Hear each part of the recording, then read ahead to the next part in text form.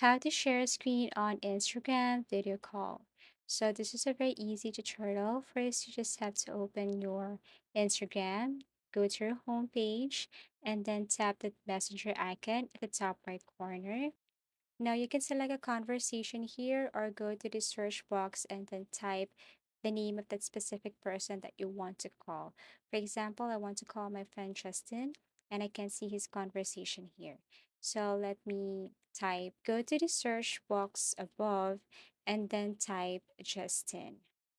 And then after that, once I found his name, what I'm going to do next is simply tap this camcorder or video call icon. So tap this one here.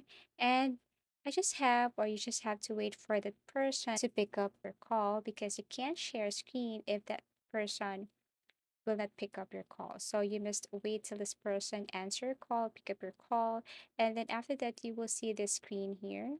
All you have to do is to tap that one, and then there you can see options like, save, reels. But first you have to tap this screen share in order for you to share a screen to that someone. Okay, so as you can see, I can now share my reels, I can now share my screen, so you can share anything you want. You can exit this application on Instagram if you want to and share your screen and go to other social media accounts here while sharing your screen.